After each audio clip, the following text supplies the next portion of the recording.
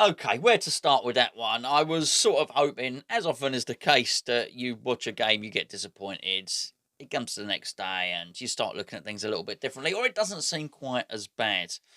Um, on reflection, this seems a little bit worse than I thought last night. Now, I tried desperately to go into this season very, very positively. Number one, I can't stand moaning all the time. The last 2 weeks have been quite disappointing at West Ham, which is why on, when was it? Thursday, Friday was Friday. I put out a video saying we might do better than we think. I was positive. I was looking at last season. I was looking at the way we finished and how strongly we finished. No, actually, you know what? Whilst it ain't great that we lost Grady Diangana, we got some good players. Bowen in particular, I was really looking forward to seeing him. I thought he'd be key, and Suchek and Antonio and all the stuff that I'd mentioned before. So for that reason, I thought, okay, we might be all right.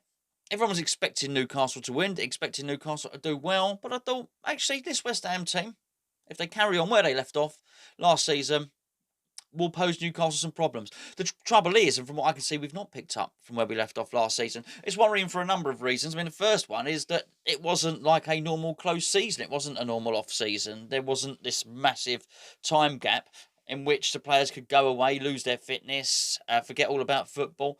That really didn't happen. I don't know how long. It might have been 6 weeks between the end of last season and this season, which is amazingly short time because of COVID and everything else.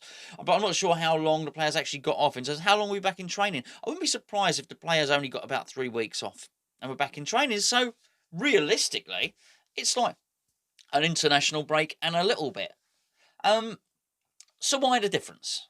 Well, I think it's going to be easy to lay it squarely and firmly at the Diangana departure, but whilst I don't want to blame it on that, and I was trying to look at things differently, it's almost hard not to.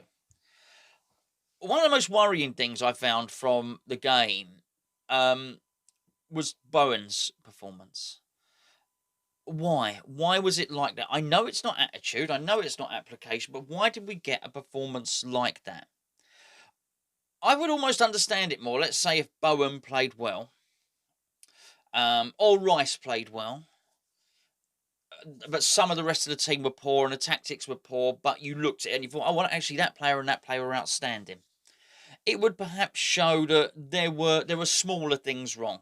Individuals are wrong. But for everybody to be bad, and yes, I know, as I said in the review, Ryan Fredericks had one of his better games. But more or less, if you think about it, and the whatever, 13 players that featured, let's say, for or pretty much all of them to be bad, suggests a bigger problem, suggests a bigger picture. Now, I thought Declan Rice's comments were quite telling afterwards. We'll speak about Moyes in just a second.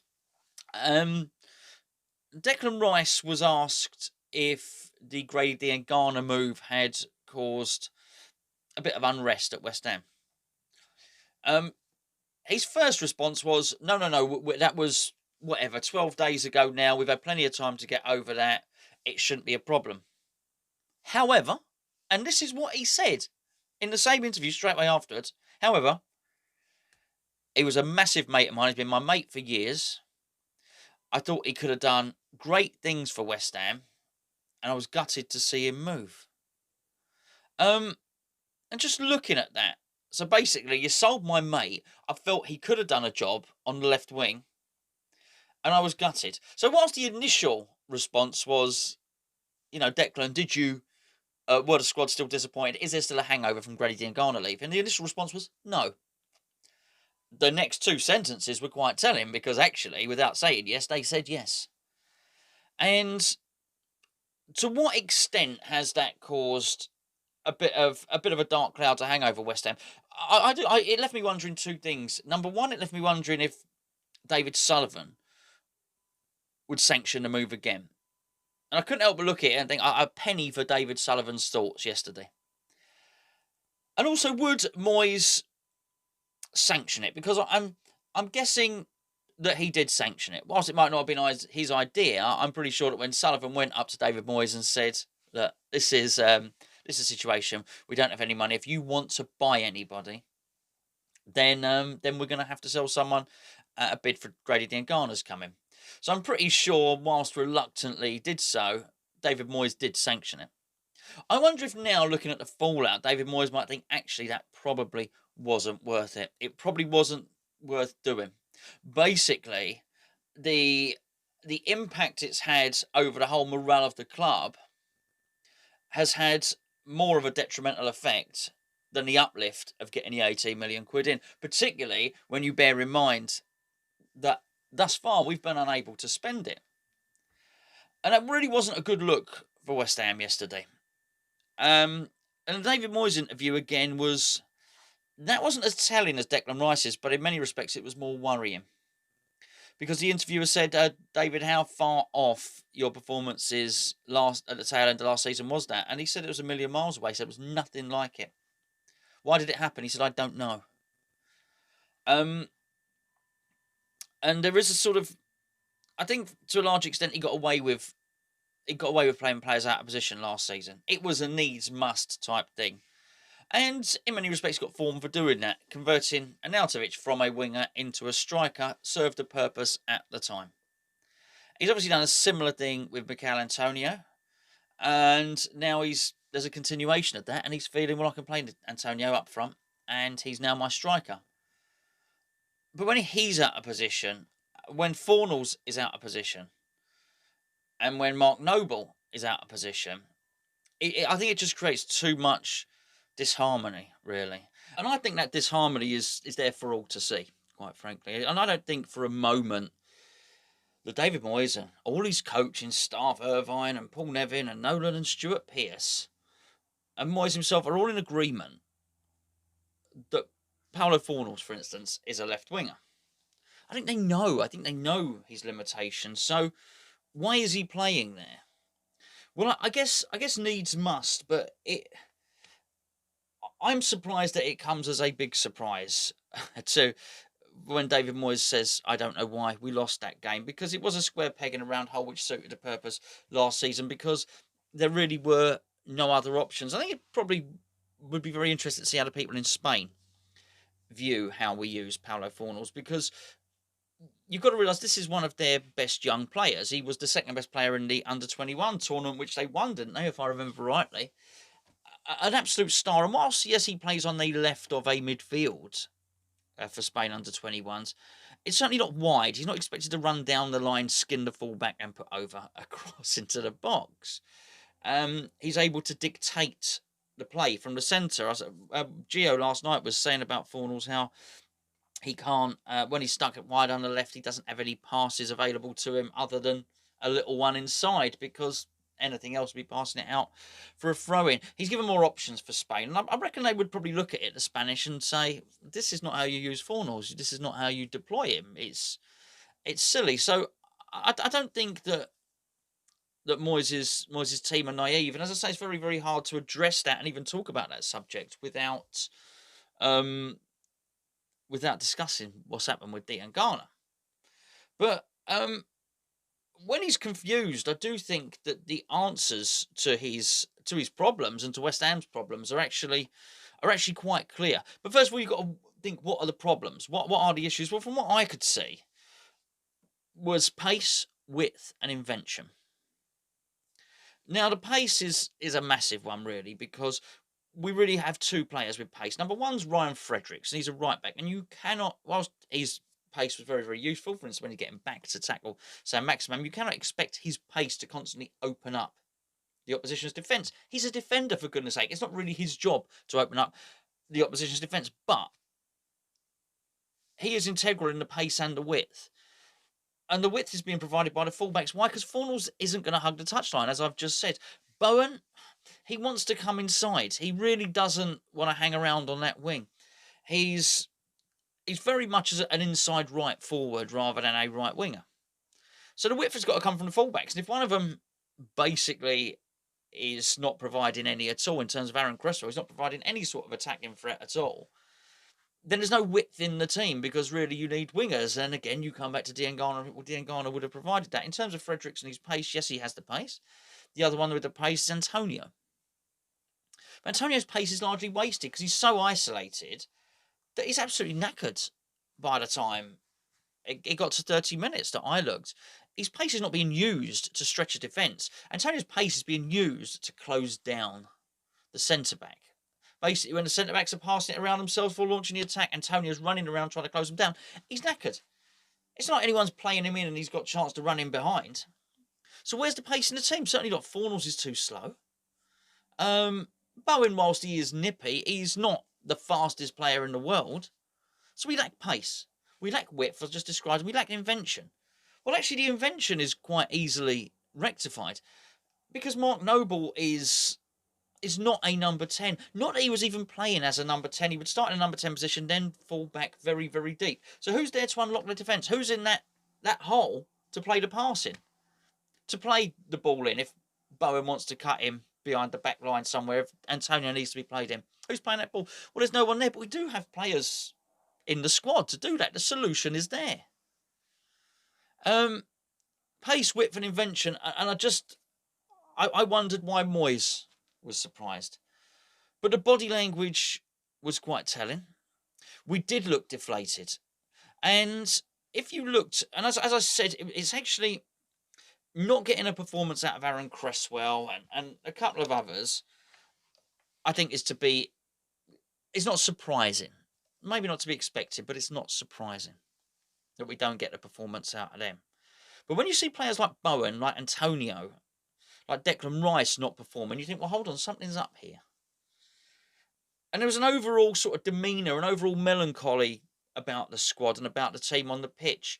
And I just wonder how much that's been impacted. Because clearly, whilst we can't put it all down to Diangana, it will have had a massive effect. You'd have to discount not only Mark Noble's tweet, you'd have to discount what Declan Rice said and all the players that endorsed it. And I do say I wonder, as I said earlier, if David Sullivan would do something different next time. I don't know. But it's not just that. It will be it's the general lethargy of the squad. It's the general the body language. As I say, I looked at it on between 80 and 81 minutes, or was it something like that? And everyone was hunched shoulders. We were only 1-0 down at the time. The game could still have been won. But we didn't seem to have the energy, the desire, or the confidence to do anything about it. But I look at the friendlies, and yes, I know they were only friendlies, but you look at Bowen playing in those friendlies, you look how up for it the team were. And I just thought they'd had a completely different look about them. So Moyes has got his work. He's got his work cut out now. He's got his work cut out to do something. He needs to try and find out and work out why we lost. And it gets to transfers, because that wasn't a good advert for wanting to bring anyone in. And if what's happening is a squad, and particularly Moyes is looking at that thinking, oh, we desperately need a centre-half. If what they're thinking is a centre-half will come in and sort out all our problems, cure all our ills, they're very, very much mistaken. Because as anybody would have watched that would have seen, we need a striker, we need a left winger, we need both fullbacks, ideally, and we need a centre-half. Now, I'm not foolish enough to think that all of those is going to happen. They're not going to happen. But something else needs to be done.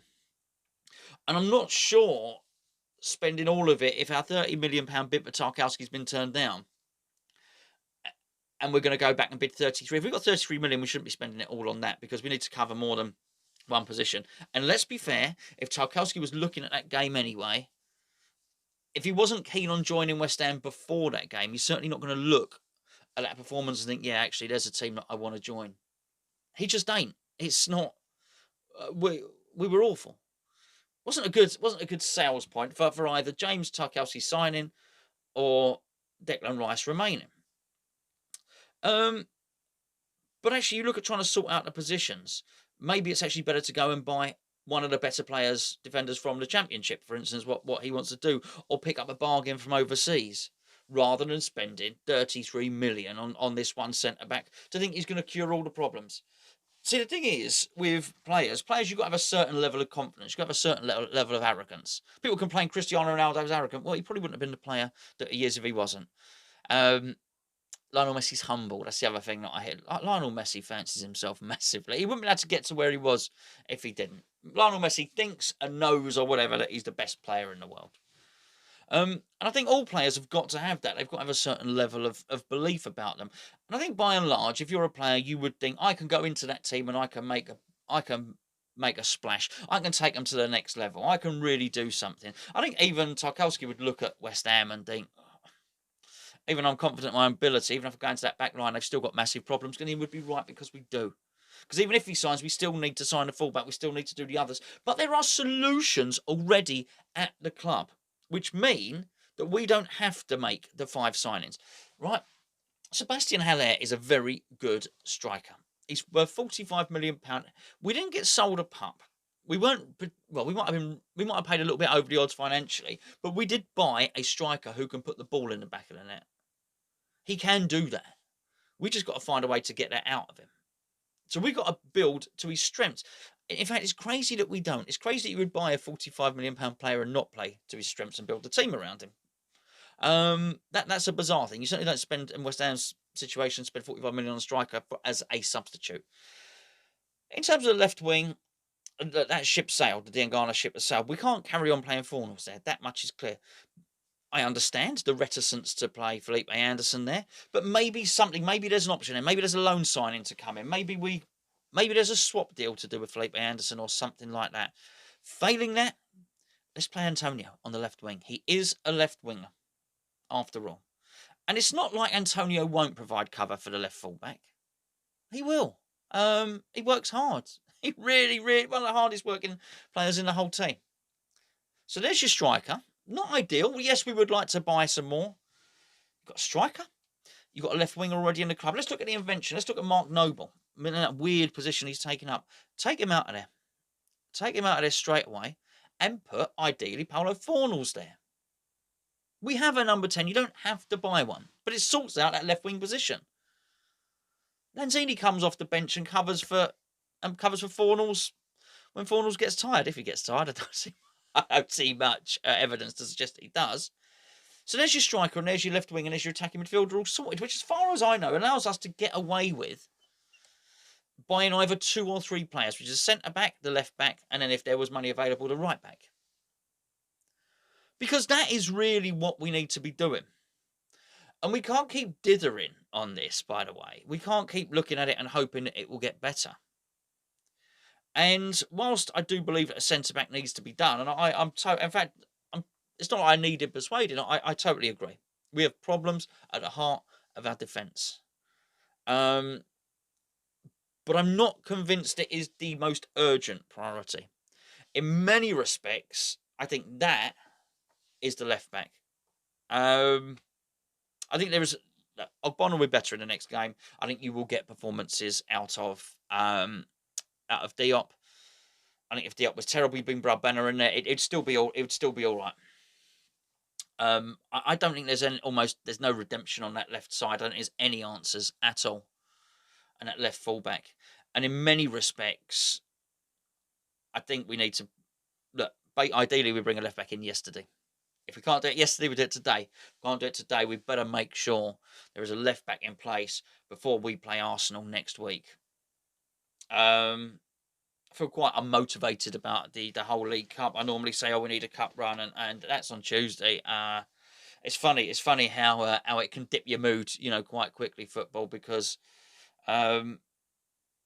even I don't fancy a cup run in that. Even I don't think it's possible, and I'm usually the most optimistic person in the world about the cups and start every season by thinking we're going to win. And I usually have a bet on us winning, and I think it's quite telling that I've not done so thus far. Well, I might look at that very, very soon. So what's going wrong at West Ham? I think we've touched on a few things. I think attitude, I think motivation. I think there's a lot of it. I think team shape has got an awful lot to do with it as well. Square pegs in round holes. But what I don't want to hear, because those are just my suggestions, and you may well have your own, and I'm sure we'll all have a good read of them below, and I'll look forward to seeing all your comments on that. What I don't want to hear, and what is worrying me, is David Moyes saying that he doesn't know why our performances have dipped so much in basically 6 weeks.